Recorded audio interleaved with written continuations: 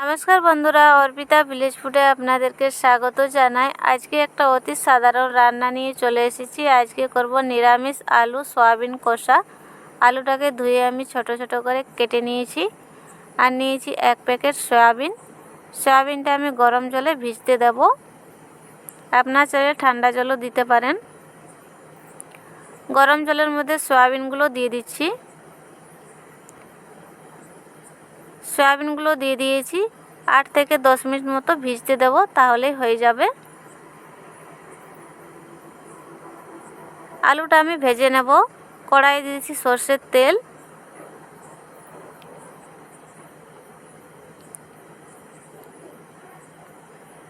তেলটা গরম হয়ে গেছে, ধুয়ে কেটে রাখা আলুগুলো দিয়ে দেব।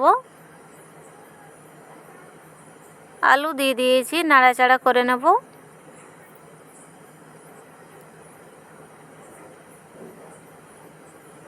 আলু আর সয়াবিন একসঙ্গে ভাজবো না, প্রথমে আমি আলুটা ভেজে নেব, তারপরে সয়াবিনটা ভাজবো। আলুটা নাড়াচাড়া করে নিয়েছি, দিয়ে দেবো হলুদের গুঁড়ো।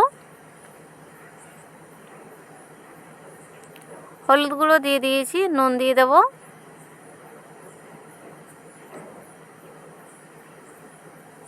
হলুদ আর নুন দেওয়া হয়ে গেছে, আবার আলুটাকে আমি কিছুক্ষণ নেড়েচেড়ে ভেজে নেব।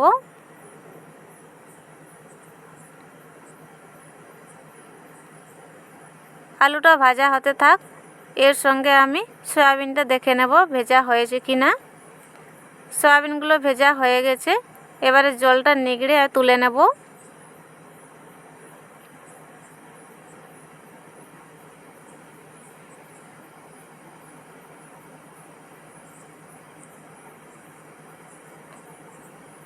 সব সয়াবিনগুলো জল থেকে তুলে নিয়েছি আর জলটা নিগড়ে নিয়েছি।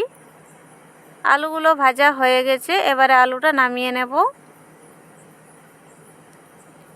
নামিয়ে নিচ্ছি।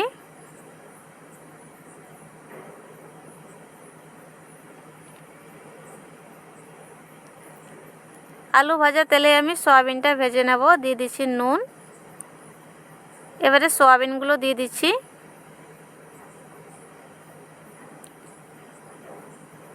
সয়াবিনটা লাল করে ভেজে নেব।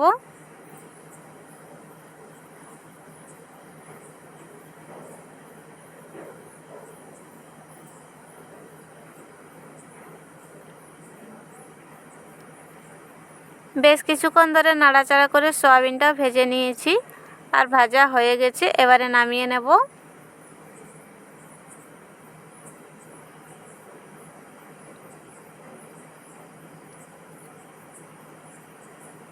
নামিয়ে নিচ্ছি।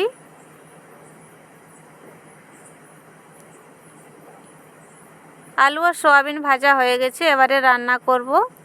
আবার কড়াইয়ে তেল দিয়ে দিচ্ছি।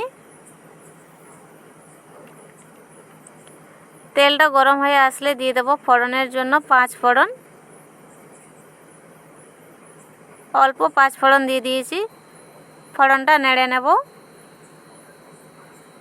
হয়ে গেছে, দিয়ে দেবো আদা আর কাঁচা লঙ্কা বাটা। আদা আর কাঁচা লঙ্কাটা আমি একসঙ্গে বেটে নিয়েছি, দিয়ে দিচ্ছি। আদা কাঁচা লঙ্কাটা ভেজে নিচ্ছি।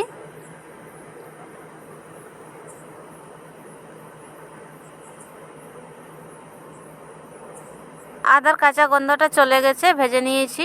অল্প একটু জল দিয়ে দেব।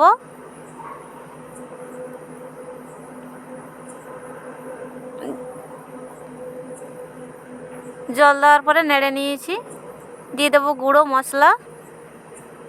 1 চামচ দিচ্ছি ধনের গুঁড়ো, 1 চামচ হলুদের গুঁড়ো আর 1 চামচের মতো লাল লঙ্কার গুঁড়ো। মশলাটা ভেজে নেব।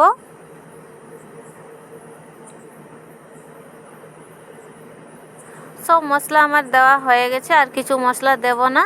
মশলাটা ভাজা হয়ে গেছে, এবারে ভেজে রাখা আলু আর সয়াবিন দিয়ে দিচ্ছি।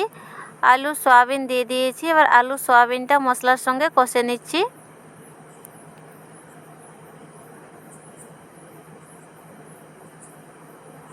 গুঁড়ো মশলা দেওয়ার পরে আমি জল দিইনি, একটু জল দিয়ে দেব। অল্প জল দিয়ে আর একটু কষে নেব।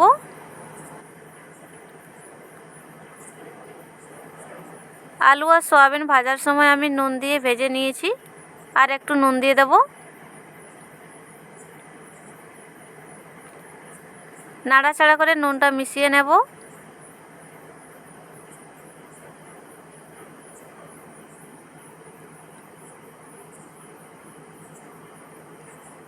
নুনটা মেশানো হয়ে গেছে, জল দিয়ে দেব।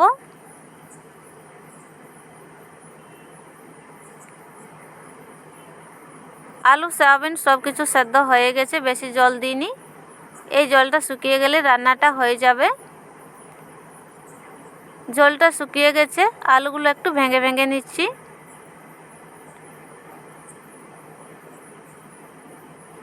দিয়ে দেব গরম মশলা গুঁড়ো।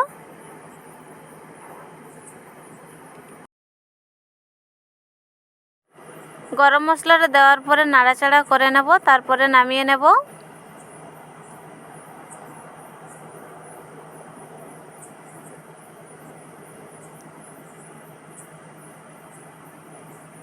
নামিয়ে ঢেলে নেব।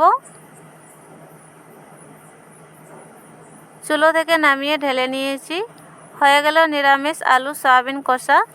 বন্ধুরা, আমার ভিডিওটি ভালো লাগলে লাইক করবেন, শেয়ার করবেন, আমার চ্যানেলটা সাবস্ক্রাইব করবেন। দেখা হবে অন্য কোনো ভিডিওতে। ভালো থাকবেন।